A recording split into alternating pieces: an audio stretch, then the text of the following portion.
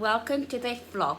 This is the final part of my cruise and New York vlog thing. Give me 1 second.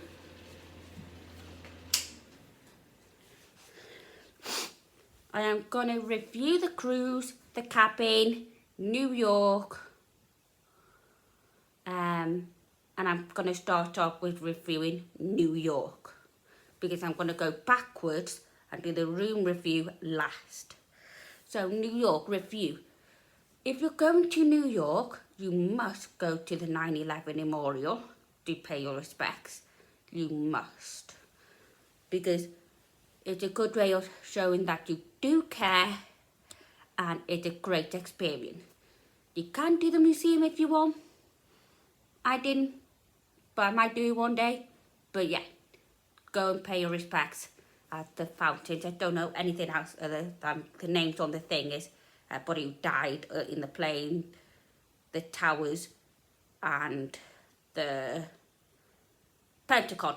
That's the word. So yeah, I paid my respects there on the last day, but we did it. And that was a nice thing to do on the last day. And if you are going there in winter, make sure you've got a thick coat with you.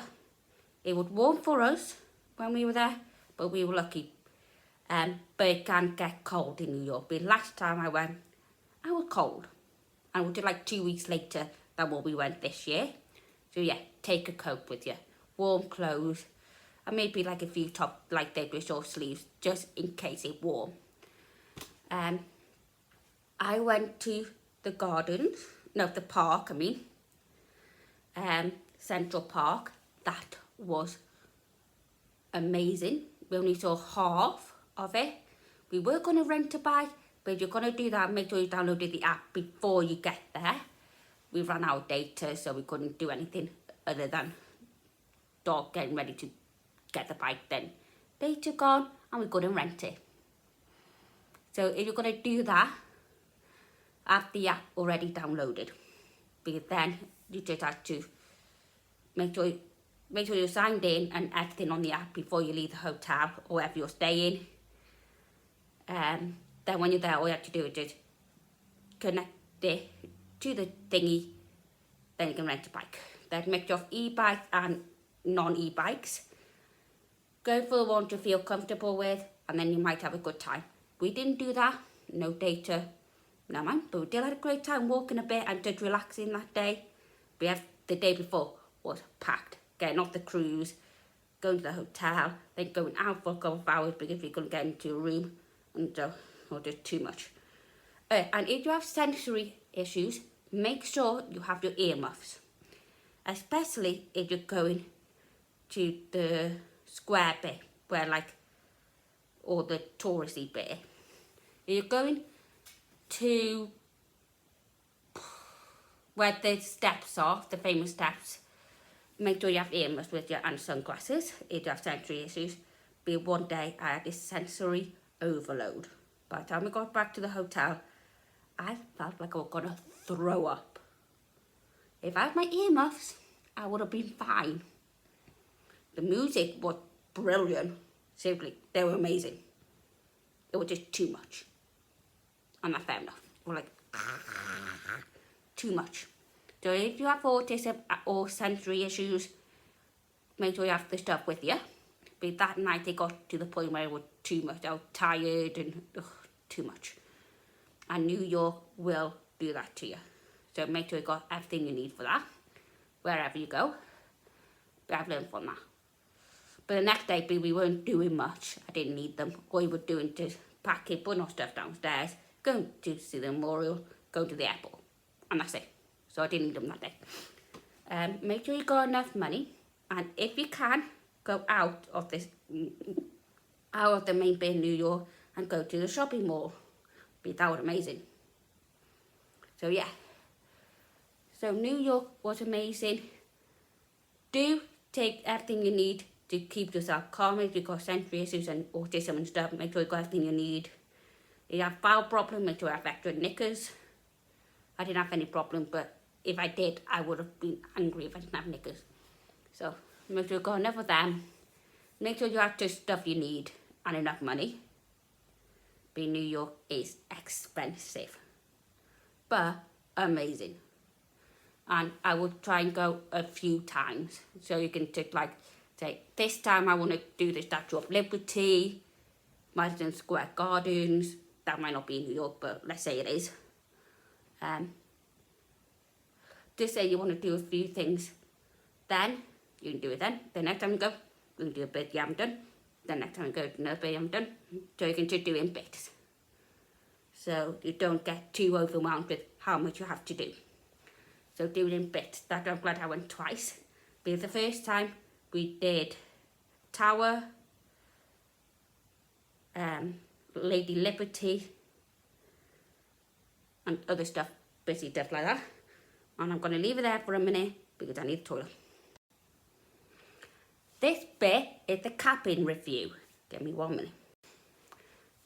We had one cabin for four adults. It didn't work. So if you're going to go on a cruise, get 2 cabins for 4 adults. And halfway through the cruise, we got another cabin just because they made my dad back her and made it get to the point where he couldn't move. So the safest thing was to give us another cabin. And if that does happen and they have a spare one, they might give it to you at a discount or full price or free. Depends on how they feel. Quite a few people have to move. So it wasn't just us. So that helped. So that's why I say 2 cabins for 4 adults. Or any more than 3. Even if that 2 adults, 1 child. Any more than 3, get 2 cabins. Because the bed my mum and dad were sleeping on, it was a sofa bed. It was hard as hell. So hard, it would give my dad a backache. So myself, I couldn't walk 2 days into the cruise. One bit did it back in, taking all the luggage down from Hull to Southampton. He could have used a bed case, but he didn't. So that partly was the reason. Before it got the cruise, it was just starting, just that much, just a tiny amount. But the bed made it so bad that we needed another cabin. So it was really hard, the bed they were in. So no. My sister couldn't go on it because he got a dodgy knee, and that would have made the knee worse. And we couldn't get the bed on the ceilings because we didn't have any. But if we do, Mum and Dad would actually down, me and Meg would have be down, or maybe Mum and me up and Meg and Dad down or something. Because my sister, who called Meg, can't sleep on the top because of her knee. So she has to sleep on the bed down. Sorry about breathing. So yeah, so my sister couldn't sleep on them. So couldn't do anything about that. But the bed me and Meg were sleeping on, great. That's why I say if there's only 2 of you, 1 cabin would be amazing because they can split the bed into 2 or keep it in 1. So yes. So if there's 2 or 3 of you, maybe you could get away with it. If you bring like a blower bed with you and you can hide the blower bed every day. But that depends if they allow that. But any more than that, 2 cabins. Because the cabins were not good for a family. Right size, the size was not the problem. It was the sofa bed. So, they were probably hoping kids were going to sleep on that who've been playing all day, you are knackered. But then if that does happen, they might complain to parent, then parent will get angry, then work. Not going to work. So, get a better sofa bed. Royal Caribbean. Get a better sofa bed on Anthem of the Seas. But we weren't the only one complaining. Seriously, nearly every day though, someone complaining about the bed. So,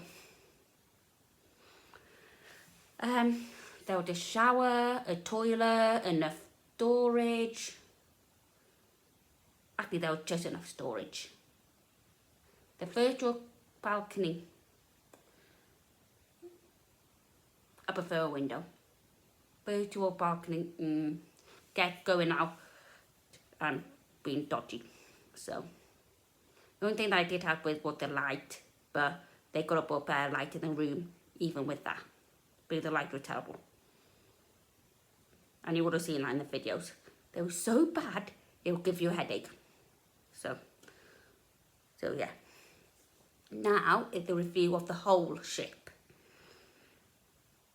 Okay, they get complicated.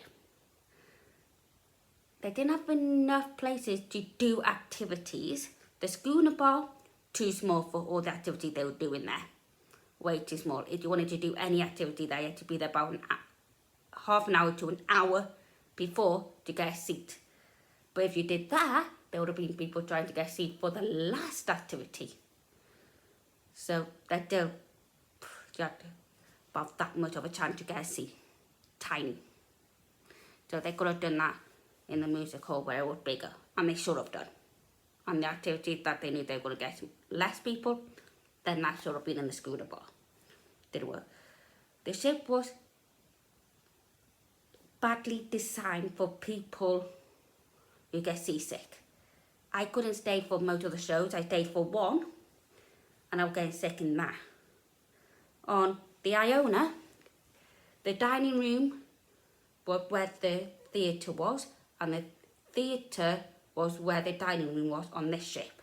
So everything was the other way round. On this ship, I could cope in the dining room, but not the theatre. On Iona, I couldn't cope in the dining room, but could cope in the theatre. Because of how they were designed. So yeah, if you get seasick, you probably won't be able to go and see a lot of shows. Because I got seasick going there. Didn't throw up, didn't get to the point where I was throwing up, but got to the point where I felt like I was. So, no go. Dining room, perfect. But the New York style one, no. Lighting was all wrong for me. I went in there once, never went there again. But the lighting was too bad for me. But for some people who don't have problems with lighting, it probably would be perfect. I can't move you back because none of it. So yes.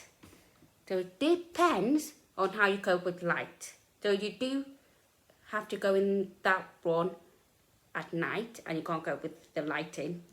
Because there are plenty of spaces in the other one, you'll probably have to swap to the other one, and that would have been perfect. Even next to where they were doing all the noise when we were giving out food and stuff, that was fine. No problem. Not like on the Iona, I couldn't cope. You have to move. So yeah, that bit fine. Morning bit when you go to Windjammers, not good. The way you go in, they're playing ukuleles. They sounded good. Not denying that. But the noise? No. No. Not good for autism. Take earmuffs with you. If you can't cope with that. Or get a room service. But if you get hot food, you have to pay. But non-hot food like toast, pancake and just like cereal and stuff like that, don't have to pay. Get room service every day. But the food in Windjammers, amazing. Almost amazing. Apart from when they change the pancake. Like I got used to the chocolate chip pancake and they changed it to blueberry. Yuck.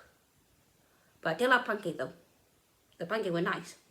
So they can't please everyone. So the food was better than Iona, better than last year. So yeah, I was happy to eat there every day. Even for every meal if need be. It was great. So yeah, amazing.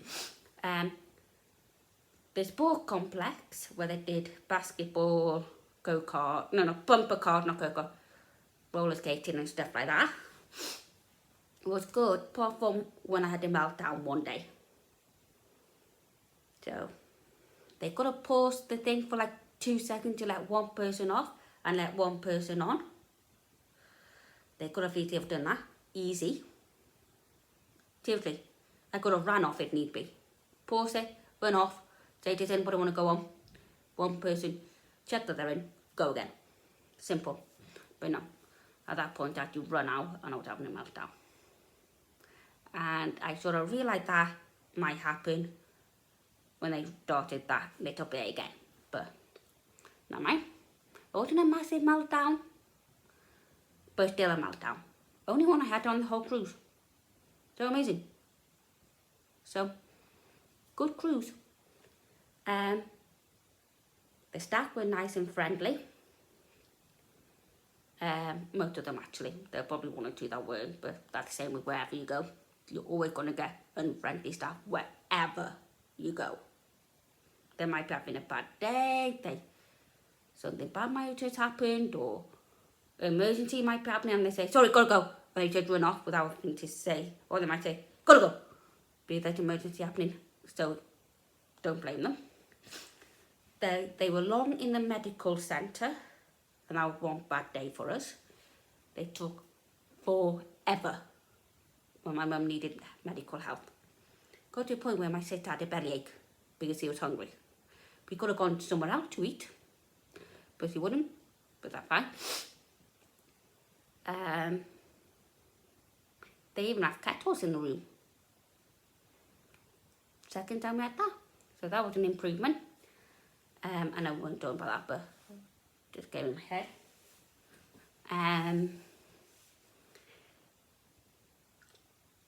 Can't think of anything else.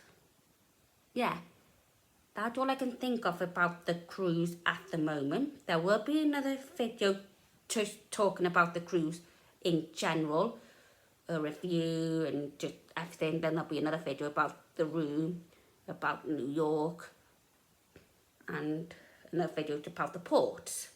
And that coming in the next few videos. But that'll be all their own video, just in case I missed anything or I need to go on and on and on about it. Then I can, and you don't want to watch it, just don't. I don't care.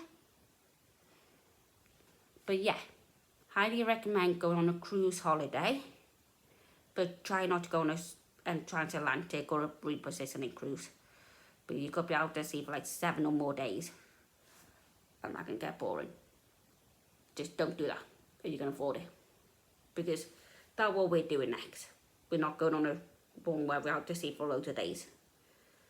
Because if you had to miss the first port, that would have been not nice. I know they wouldn't have been able to help it, but still, no, that would have been terrible. That would have been terrible. Because that was our first port, and we were already getting bored on the ship. Really bored at that point. But the captain was really good and was trying to get there, because we had a storm. So we tried our best to get there, be able to get off. Mainly the performers that were going on to another one of their ships had to get off and get on another one. Some people who missed the cruise in Southampton had to get on in their souls. They had to come. Some of the staff members were finishing for their stint on the ship, so they had to go off and let new staff members on. And that was the place where they were mostly doing it. So yeah, so they really did have to try their best to get there, because there were quite a few people coming on the ship. People who missed it, new staff, I think new crew, are they called? So yeah, and new performers.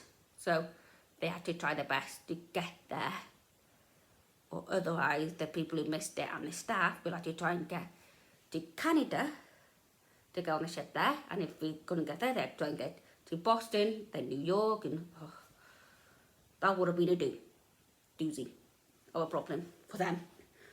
And quite expensive for the cruise company as well, but they would have to probably pay for a way of people to get to the cruise. So yeah, not good. I didn't have any alcohol on the ship, but I didn't feel like it. Arcade, too expensive. I spent most of my money there. If I didn't spend some money there, I would have had more money for New York and stuff. My fault. Yeah, so stay tuned for the next few videos. Thank you for watching this vlog. Hope you enjoy.